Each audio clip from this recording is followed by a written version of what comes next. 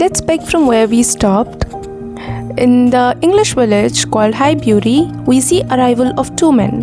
One of them was Frank Churchill. He is an attractive, lively young man with a charming smile and who flatters every person that he comes across. He was warm, witty, and seemed to be delighted in Emma's company. He arrived with ease of sunshine, bringing brightness and mischief. Emma enjoyed his attention and allowed herself to be pleased by the imagination of romance between them.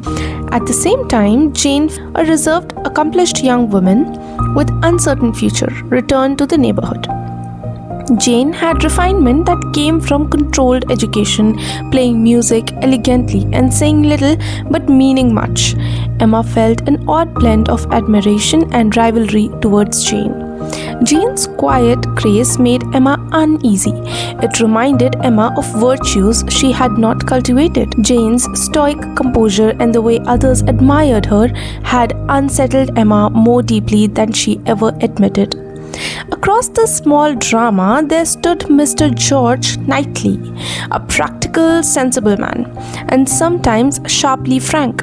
He was older than Emma, a friend of family and a man of moral steadiness. He had always been honest with Emma, correcting her mistakes and urging thoughtfulness. Emma teased him often and he teased her back. But beneath this teasing existed a near silent affection. He cared for Emma, and he cared for her happiness more than he ever admitted. As Emma watched Frank and laughed at his joke, she also saw how much Mr. Knightley watched her. Sometimes with mild reproach, he scolded her for looking down on people and humbled her often. It wouldn't be wrong if we said that his words stung. Sometimes it was difficult to digest the things that he said, because Emma was proud in the things she did, and he often pointed out the silliness that she showed when she neglected others' feelings while matchmaking. Meanwhile, Emma's plan for Harriet had not ended with Elton. After the vicar failed her, Emma schemed once more, and this time she fancied Mr. Knightley's younger brother's friend. Good fortune, a gentleman of benevolence, and a good fortune might suit Harriet. But were these plans for Harriet truly kind, or mostly for Emma's entertainment? Harriet, honest and loving, admired the world Emma painted for her. She believed in Emma's wisdom and tried to imitate her. The arrival of Frank Churchill brought unpredictable warmth. He seemed devoted to Emma's friendship, and the two danced with witty banter. Yet his attention was inconsistent, sometimes affectionate, sometimes distant. Emma excused his absence as charming mystery. But there were moments when she sensed something withheld, an edge beneath Frank's smile. Still, she let herself be carried along by flutter hopes. There was a turning point one summer when a picnic and a long walk led to a revelation. Emma, Mr. Knightley, and others came together for a social event. Mr. Knightley scolded Emma gently before others, pointing out the thoughtless action of hers towards the local family. Emma blushed. In private, Mr. Knightley sometimes said sharper things, and once in quiet breath, he told her she should not be proud of interfering. She felt a sting, but also a firmness of a friend who loved her. Slowly, the pattern of Emma's feelings shifted. She began to notice Mr. Knightley's steadiness as kind of goodness of outshone Frank's bright delights. When she saw Mr. Knightley's brow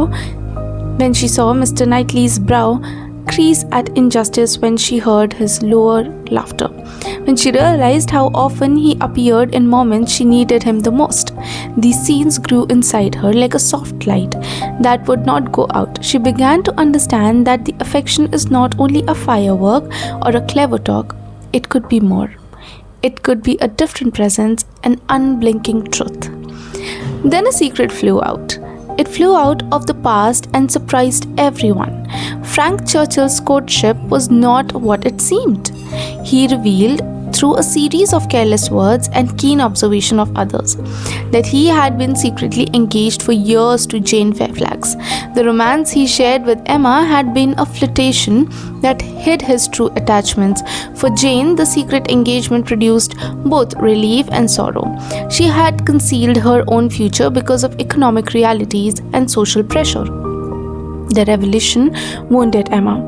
The one who had imagined herself the center of Frank's attention, she felt so foolish and betrayed. And she also felt sympathy for Jane's difficult situation. Jane's life had been one of the quiet suffrage. She had an accomplished air and a talent for music, but little wealth or prospect. She accepted the truth with composure, though pain touched her. Emma, humbled again, felt remorse for having envied Jane. She tried to repair what she did, offering friendship and kindness to Jane, who accepted it with politeness and reservedness. Meanwhile, Harriet's heart wandered once more because of Emma's influence and confusing signals from others. Harriet believed Mr. Knightley might notice her. She interpreted kindness as something more, but Knightley's interest was never romantic towards Harriet.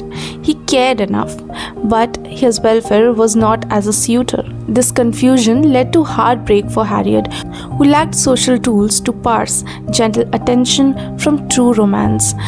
Emma watched Harriet suffer again, understood at last that her matchmaking has caused more harm than good. There came a moment that changed everything for Emma.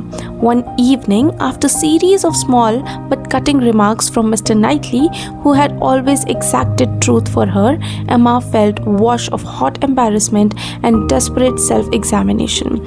For the first time, she asked herself plainly, why did Mr. Knightley's voice matter so much? To say she was astonished would be an understatement. She loved Mr. Knightley, not all the bright thrill of Frank, but a firm and honest love that had watched over her like a guardian. It startled her to think that the man who corrected her, the man who stood up for her, the man who loved her practical goodness rather than her cleverness might be the one. Once she admitted her feelings, Emma became fearful. Young women in the world were not supposed to show too much desire. To be matched with a man like Mr. Knightley meant relinquishing something of her independence. Yet the thought of losing him, of seeing him pair off with someone else, made her so uneasy and jealous in a way that she has never thought of. Mr. Knightley too had been wrestling with his feelings. He had always cared for Emma, so much so that sometimes he'd been a critic, and sometimes with a tender secret. He saw her fault and loved her through them. He had teased her for years because he loved her enough to demand better. When he noticed Emma's change, he became quieter, more thoughtful, softer in private. He began to see her as a woman that he could really marry. The decisive moment arrived, not in some grand ballroom, but in a simple, honest exchange. One evening, Emma, trembling with new humility, confessed her feelings. Her voice was small, honest, filled with years of shared life. Mr. Knightley, who had been patient and just, replied with a confession of his own. He loved her. He had loved her for years now. His scolding had always been an awkward language of a man who cared deeply. Their declarations were not stormy but steady. Mr. Knightley proposed with a warmth that matched his character, direct, sincere, and full of honest laughter. Emma was overwhelmed with joy. The relief was not only that she had found love, but that she had been seen. Her flaws have been seen, and all that she loved and did not love truly. Around them, other lives settled into happier shapes. Frank and Jane's secret engagement, once revealed, navigated towards an honest marriage with understanding from the community. Harriet, after time and conversation, came to know her own mind and learned to choose a path that led her to quiet contentment rather than to being a mirror of Emma's wishes. Mrs. Weston stayed dear and steady, proud to see Emma grow from a lively meddler into a woman of humility and tenderness. In the end, Emma's life at Hartfield changed in gentle ways. She kept her lively spirit and clever mind, but her heart had softened a lot more.